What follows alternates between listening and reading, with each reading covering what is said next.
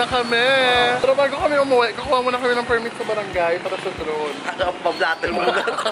Bago ma-blatter si Mars. Sabi kasi ng police, pag hindi siya kumuha ng permit, iba-blatter na lang daw siya. Tapos okay na daw yun. Paano ba mag-commute dito sa Boracay? Ayan, ha? Paano ba? Sino pa sinundan mo ng tingin? Hindi kasi yung sino ako yung driver. Paano ba mag-commute dito? So magko-commute lang kami, papunta dun sa Puka Beach. Mag-aabang kami ng... Hindi Puka Beach, harap ng grotto. Sa harap lang pala ng grotto. Sabi mo kasi malapit sa Puka Beach. Mali ako, malapit sa harap daw ng grotto ng barangay. Tanong ako sa police kanina kung paano palipad ng drone. Sabi niya, daw permit, tapos pag hindi ako ng permit kung papablatter lang daw ako, okay na rin. Tapos okay na daw. Sakit sa utak. So okay lang ba sa'yo mablatter? Hindi pwede, naka-record na ako dito. So ito yung street, sa likod to ng beach. Oo, sa likod na mismong hotel namin. Ano na, main road na mismo. Yan yung hotel namin. Hindi mo siya, Walang kasi. Hindi mo siya mukhang maganda sa labas, pero bongga ang loob at mura lang. Ayan. Parang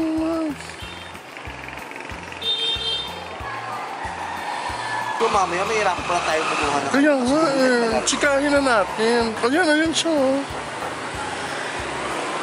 So makasakay na kami sa e-trike. Punta kami ng bumaligan ko ba? Punta ka nang maayos. Kasi yung mataas na lipad na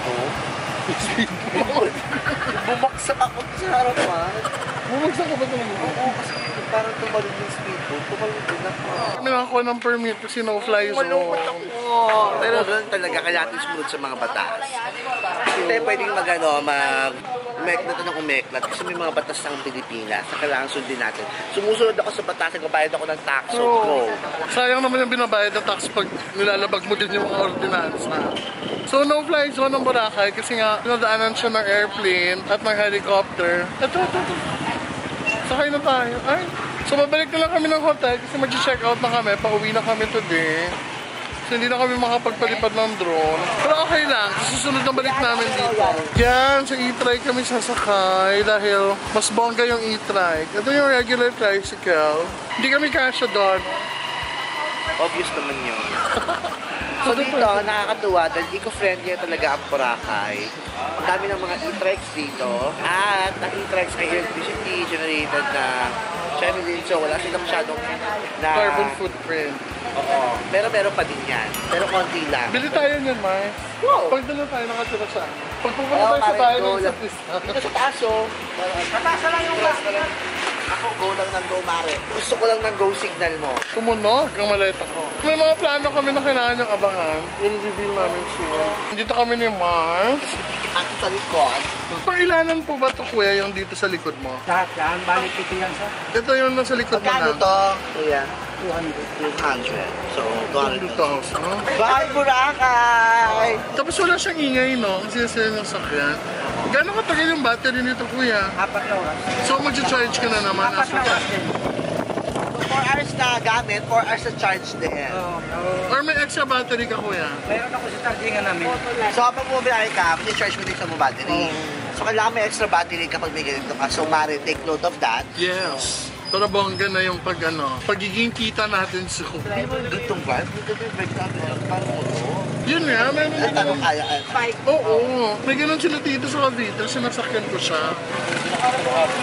Sila baby na sa likod, baby.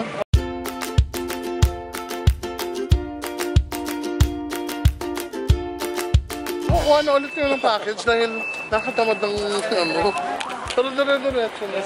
So papasok na agad tayo kasi yung package lang kunin natin. Doon tayo pipila dito sa... May sarili ba kayong bangka? Wala. So bawal pa naman yung sombrero dito. Paabit ko pala. 300 siya per head. Wala nang pila-pila. Tapos diretso na kayo sa Plan Airport. 2 minutes sir. 2 minutes. Hi, Boracay! Bye-bye! So yung pangalan ng sasakyan namin, Mermaid. Andun po kay Kuya. Nakagil. Ay, ito na naman.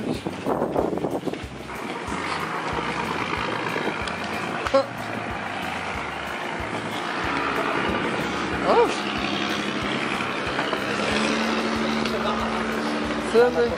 So, hilo ulit. Mababa na ang aking tolerance sa mga bangka-bangka dahil sa Boracay. Nanonood na po siya, nape-pressure na po kami ni Harold. Sa Arilo, alam ko na rin 1,000, 10,000. Hindi pa yan. It takes a while. True, kasi daily uploads kayo.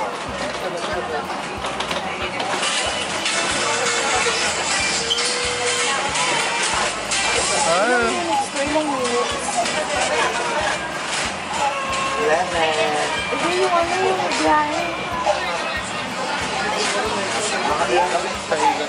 Ito na talaga. Uuwi na talaga kami. Ang cute ng Katiklan Airport. May Starbucks doon. Tapos may mga treats dito. Puro pagkain natin. Yes, puro sa mga pagkain. At hindi siya ganun ka-crowded. Siguro kasi hindi naman peak season. Boarding na kami. And yes, babay Boracay, mamimiss kita. Pero babalik kami dito, for sure. Hindi namin sure dahil makita mga activities. David! Dami mo namang sombrero. At humabol pa talaga sa braid. Mamang sombrerero. Ba't ka nag-braid? Para naman kunwari na-enjoy ko yung Boracay. Wala pang bus? Ha? Wala pang bus. Ba't nakalagay lang ako? Wala pa yun na yung mga bus. Sabihin natin sa... Lakad na lang kami. Yun na. Maantok ako. Tala na, namimiss ko na yung kama ko. We're going home! Sakay na ulit tayo sa airplane. I'm so excited to finally go home. After spending 4 days and 3 nights, nakamiss din pala yung mahiga ka sa kama mo. It was such a fun adventure dito sa Boracay. And definitely babalik kami soon. Sobrang ganda talaga ng Pilipinas. I just hope you guys travel also. Explore the Philippines. Enjoy nyo ang ating bansa. Dahil sobrang ganda ang ating mga likas na yaman. Huwag lang kayo mag-island hopping. Walang draw. Kaya ang island hopping. Lalo na pag may bagyo. Makulimlim lang. Nakahilo. Tsaka pinag-PM din sa akin, hindi rin siya nag-enjoy kasi nakahilo daw. Gusto ka akin. Huwag mag-island hopping lalo na pag walang budget. Dahil mas nakakadino yun.